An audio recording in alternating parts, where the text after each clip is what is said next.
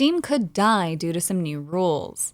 The latest change to the rules states they may disallow games at the behest of payment processors, card networks, and internet service providers. By extension, internet service providers are influenced, if not outright controlled, by governments.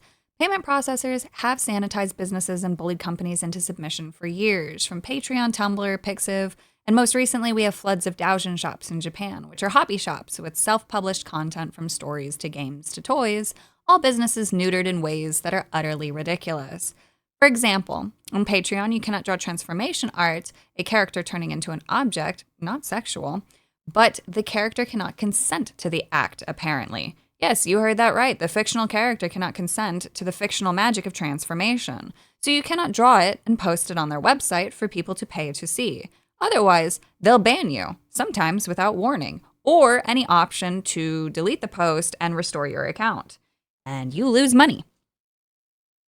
2 different articles are referenced showcasing the impacted individuals, and even Vice, while not the best place to quote, talks about the demographics. This is my olive branch essentially to those who are pro-censorship for them to see what the end game is. Because today it's something that you don't like being banned in fiction, but tomorrow it may be something that you do like. Anyway, groups like NCOS and Collective Shout write letters to payment processors to push for censorship, with threats of going to the government or worse, and these hags will contact their hag friends to squash fiction and some crusade to feel important. They will outright lie about games or media, whatever, to get their way. Just like how they lied and paid a bunch of influencers to talk about their No Mercy push, which Steam never even did anything. The devs self-censored from Steam.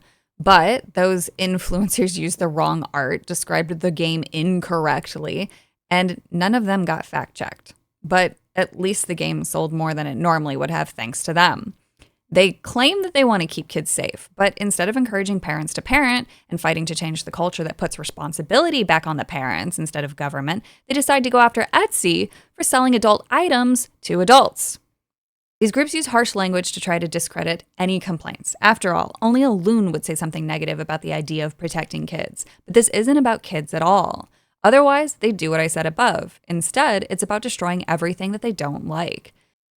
Not only will they outright lie, but they'll just weaponize phrases that sound good to them with no further thought. The Collective Shout account retweets an individual saying, "These women don't understand that a lot of gamers have a grudge against women and will do some wild shit to get back at them." What's your source on that? I made it the fuck up! But that account also goes on to say, no, because the market for video games of this theme is men. Women cannot tolerate a man being happy. I wonder if Melinda's gonna retweet that one. Probably not. But this is just an example of their unraveling.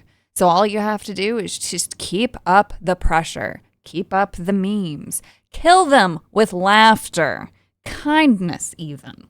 Remind them that they are indeed insane, drying up, and wasting the golden years of their life fighting a fictional battle against something that's not even about kids. Because by retweeting this, that women don't understand that a lot of gamers have a grudge against women and will do some wild shit to get back at them. By retweeting that, they admit that this isn't about children. This isn't about safety. This isn't about anything other than women getting back at men for a perceived wrong that never happened. All because the man said, "How was your day today?" She said, "Fine." And the man carried on. She sat there scheming, wondering why he didn't read her mind. Ooh. These women are insane. It's not about the kids. We don't have to even identify that part of their argument when stuff like this happens. So thank you, Melinda, co-founder and organizer of Collective Shout. You have indeed given us the most valuable weapon at all to deal with you: the truth and your own actions. If governments are threatening payment processors over the years, scaring them about child exploitation, and then people come along and start claiming selling sex toys online is child exploitation, it's just easier for the company to say, okay, we won't allow for these sales because there's too much drama with it, instead of fighting against it. But by allowing that behavior, more and more groups pop up trying to moral panic police because the governments give them money. Look at it this way. Government wants to fight child exploitation. That's a wonderful thing. And if a company comes along and says, hey, we're experts at finding these things, we'll find the company so that way you can make legislation and raise taxes. Protect the kids. But of course, their insights will not yield any child exploitation. But they want their funding. So they think, we could just call this child exploitation because kids are on the internet. So that's what these groups do. And if these groups instead, of course, tried to adjust the culture and promote single-family incomes and turning off the internet, not letting kids go on it blindly, doing their own parental safeguarding, well, we all know that there's no money in that, and government doesn't get to expand, which means no new bogus jobs for the crazy cat ladies and their friends. It's important that we keep talking about this and keep digging and find the truth and expose these people. We need to encourage companies, write our own letters, play their games. We, the actual customers, have far more power than most believe, but organizing it is very hard. This is Melinda of Selective, the co-founder and movement director, claiming 1,000 emails is enough to sway a global entity. This should terrify you, because if we look at the MasterCard holders, for example, there are hundreds of millions of accounts with MasterCard. They service consumers, small and large businesses, governments, the public sector, large enterprises, banks, credit unions. And you're going to tell me that 1,000 probably fake emails are enough to sway these people into global censorship over fiction? This isn't even over people committing actual crimes. Otherwise, they would demand the stopping of the servicing of Hollywood until all of the abuse and pedophilia is outed and taken care of. Not a peep out of them when Diddy was being arrested, and there were daily headlines about possible child victims and even Bieber popping back up. No, the payment processor still happily serviced his website for merch sales, and the crazy cat ladies didn't speak on it. Strange how that happens. Tumblr talks about its ban of not safe for work content and how it may never come back, saying it would cause problems for them in WordPress with Visa and MasterCard since they are mostly anti-porn. Well, except they aren't, are they? Not only do they not go after OnlyFans, but they still service them today, enjoying their mutual growth, even despite some headlines. If we allow these things to persist as they are without conversation and memes, because shockingly memes move the world, we risk losing steam and creative freedom, at least until another platform can come to try to break the cycle. But we have to get more people involved. Talk about it with your friends and your family. It seems small in the grander scale of the world and everything that goes on, but it has led to so many problems and will continue to lead to more. Tax dollars go to these groups, and no one wants that anymore. Relate it to that. Epic tales like Game of Thrones are at risk of being silenced by groups like these. Good storytelling, their favorite TV shows, all at risk if some woman is offended. Because it might be a subject you don't like today being censored, but soon there will be nothing left. Selective, however, appears to be boasting about their influence, the Australian politically funded group of women trying to influence American markets and the globe, all over fiction instead of actual crimes. And I was chucked into another one of their posts, but they claim I'm a man challenging them. They cannot imagine a woman is speaking out against them, given one of their followers even labeled me a sex traitor. I'm not surprised that I'm also blocked. Either way, these losers lack the enlightenment one should have in 2025. Don't engage with what you don't like. And their aggressive ways, clawing for power and relevancy, are a detriment to society as a whole in terms of self-expression. The individuals behind Selective will continue to have sway and power until we expose every last drop of them. But there are more of us than extremists like them. However, they align with the extremism of the other side, and everyone in the middle is left trying to push extremism out. What I hate most about these groups is how short-sighted they are. Why do they get to be the moral arbiter and not somebody else? Let's say a Muslim man comes along, and he is offended by the depiction of women in a tank top. Why does he not get to be listened to, but they do? For him, that is as serious an offense as fictional rape.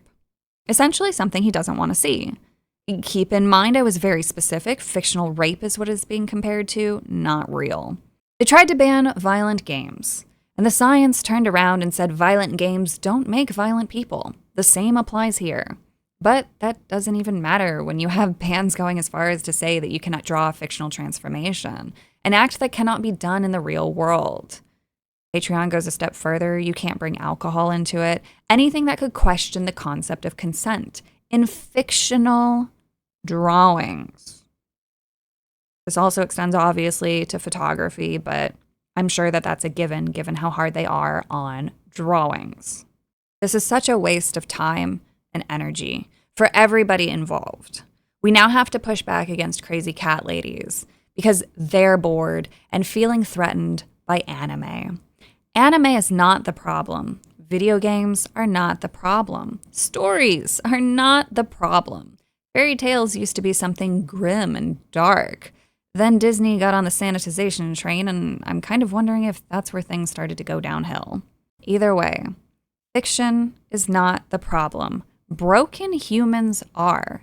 If somebody has the predisposition to addiction, for example, and then they engage in daily activities and overconsumption of anything, whether it's porn, drugs, or something as innocent as a favorite candy, they're going to get addicted. Knowing that anime isn't the problem, what is? Well, I've already alluded to it several times. It's the culture. We have a culture that unfortunately doesn't promote the family being responsible anymore. We should have the ability to live in a first world nation where most people can survive on a single income family. The man goes to work, brings home the money, gets the food, supports his family. We live, we breed, we die. But we can't do that because of the fear-mongering of media. Everybody thinks that their whole life is going to be ruined just because they have kids, and that's not the way that it should be.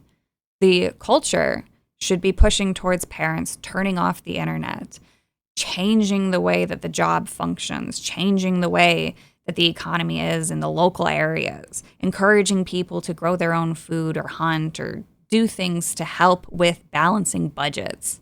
And this is just targeted at the people who have absolutely no want to have responsibility. Most people are good and sane, and they do the best that they can. But only these types of losers who need somebody to think for them need daddy government to ban the fiction that they don't like, because apparently they're scrolling on Steam looking for rape games, which are automatically filtered out anyway. Again, not the games, not the anime. It's the culture. Promote love, live well, be good, and then we die. And that's life.